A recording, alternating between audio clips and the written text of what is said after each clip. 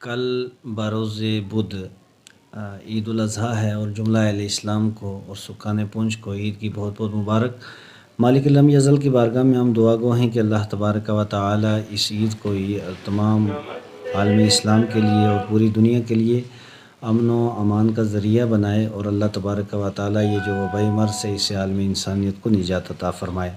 اب تمام دیہاتوں کے اندر بھی اور اس کے علاوہ شہر کے قرب و جوار کے جتنے علاقے ہیں ان سب کے اندر بھی نماز عید ادا کی جائے گی، اور موسم کے پیش نظر اور اسی طریقے سے کرونا وبا کے چلتے مرکزی عیدگاہ پنچ کے اندر تو نماز عید ادا نہیں ہوگی، اور اس کے علاوہ جتنی مساجد ہیں ان کی ترتیب میں آپ حضرات کے سامنے رکھتا ہوں۔ جو ہماری عیدگاہ کے اندر جامع مسجد ہے وہاں پہ 7:30 بجے نماز عید ادا کی جائے گی۔ مرکزی جامع مسجد پنچ کے اندر انشاءاللہ تعالی 8 بجے نماز عید ادا کی جائے گی۔ مرکزی ادارہ جامعہ انوار علوم کے اندر جو وزیرنی مسجد ہے یہاں کی، وہاں 7 بجے نماز عید ادا کی جائے گی۔ مدینہ مسجد کے اندر جو ہے وہ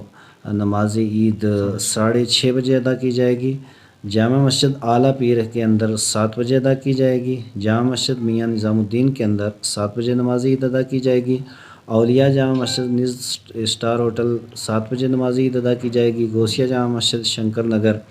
7:30 بجے نماز عید ادا کی جائے گی۔ عمر جامع مسجد محلہ ڈونگس 8 بجے نماز عید ادا کی جائے گی، اور جامع مسجد قادریہ کے اندر کامسر وہاں 7:15 بجے نماز عید ادا کی جائے گی۔ جیلانی جامع مسجد پرانی پنچ وہاں پہ 7:30 بجے نماز عید ادا کی جائے گی۔ قدوس جامع مسجد کامسر کے اندر 7:45 بجے نماز عید ادا کی جائے گی، اور جامع مسجد حضرت اویس قرنی وہاں پہ 8 بجے نماز عید ادا کی جائے گی۔ جامع مسجد پولیس لائن وہاں پہ 7:15 بجے نماز عید ادا کی جائے گی۔ جامع مسجد عثمان غنی رضا نگر سکا کٹھا وہاں پہ 7 بجے ادا کی جائے گی۔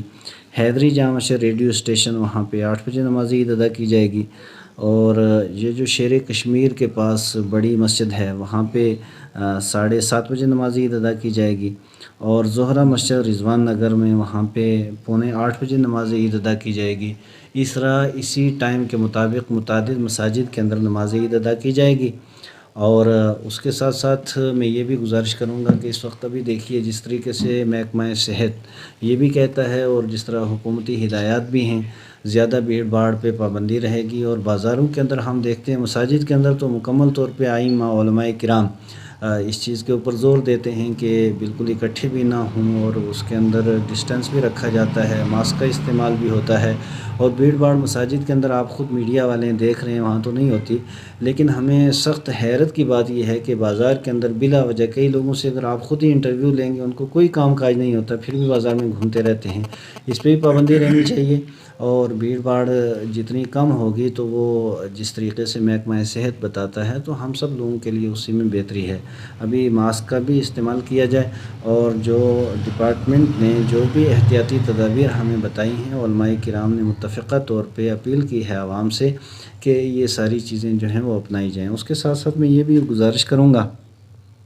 کہ اس عید کی خصوصیت یہ ہے کہ قربانی ادا کی جاتی ہے، اور قربانی ہر صاحب نصاب پر واجب ہے، اور صاحب نصاب وہ ہے جس کے پاس 39,000 روپے ہوں، یعنی 39,000 روپے کا جو بندہ مالک ہے تو وہ صاحب نصاب کہلائے گا، یا اس کا سامان تجاری یا زمین وغیرہ پراپرٹی اس کے پاس ہے۔ تفصیلی مسائل جو ہیں وہ مقامی علماء کرام سے آپ ان کی جانکاری لے لیں،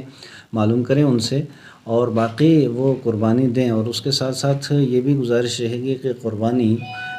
کریں ضرور، لیکن اس میں آلائش نہیں ہونی چاہیے، اس کا بھی خاص خیال رکھا جائے، اور اس کے ساتھ ساتھ ہمیں کسی کو تنگ بھی نہیں کرنا ہے، پریشان بھی نہیں کرنا ہے، عبادت بھی کی جائے، اور اس کے ساتھ اپنے معاشرے و سماج کو بچایا بھی جائے، اس کا خیال بھی رکھا جائے۔ تمام حضرات کو بہت بہت مبارکباد بھی ہو، اور مالک لم یزل کی بارگاہ میں ہم دعا گو ہیں کہ اللہ تبارک و تعالی ہمارے ملک، ریاست اور ہمارے ضلع کو اور سارے انسانوں کو اللہ تبارک و تعالی سلامتی عطا فرمائے۔ آج مرکزی ادارہ جامعہ معلوم کے اندر علماء کرام کی جانب سے ایک عظیم الشان پریس کانفرنس کا اہتمام کیا گیا ہے۔ اس کا مقصد یہ تھا کہ چونکہ کل بروز بدھوار کو عید الاضحیٰ منائی جائے گی، اس موقع پر سب سے پہلے علماء جامعہ معلوم شہر و اطراف شہر کی تمام مساجد کے ائمہ کرام کی جانب سے اہل اسلام کو بالخصوص مبارکباد پیش کی جاتی ہے، اور جہاں پر آپ کو خطیب اہل سنت حضرت علامہ مفتی فاروق حسین صاحب نے تفصیل کے ساتھ میں اوقات نماز اور مسائل قربانی بتائے. ہماری طرف سے گزارش یہ ہے کہ ایک تو جہاں پر کل عید کے موقع پر ائمہ کرام قربانی کے مسائل، حج کے فضائل بتائیں گے، اور انبیاء کرام خصوصاً ابراہیم علیہ السلام، اسماعیل ذبیح اللہ علیہ السلام کی زندگی کو بیان کیا جائے گا. وہاں پر ہمارے سماج کے اندر جو برائیاں پھیل رہی ہیں، ہمارے نوجوان نشے کے اندر ہیں، ڈرگس کے اندر ہیں، جرائم میں ہیں، خودکشی کر رہے ہیں، سوسائڈ ہو رہا ہے، چھلانگیں ماری جا رہی ہیں، دریا میں بہہ رہے ہیں، تو اس طرف جو ہے دھیان دیا جائے. ہماری اولاد بے راہنمائی کا شکار ہو رہی ہے. بالخصوص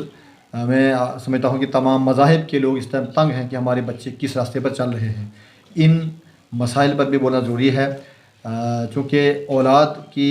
سب سے زیادہ ذمہ داری ماں باپ پر ہے. ماں باپ اولاد پر نظر رکھے کہ ہماری اولاد کس سوسائٹی میں جا رہی ہے، کس راستے پر چل رہی ہے، اور پھر اولاد کو بھی چاہیے کہ اپنے ماں باپ کی قدر کرتے ہوئے ان کی بات کو مان کر کے چلیں. جتنے بھی ہمارے شہری حقوق ہیں ان کو بھی ڈسکس کیا جائے. جس قدر بھی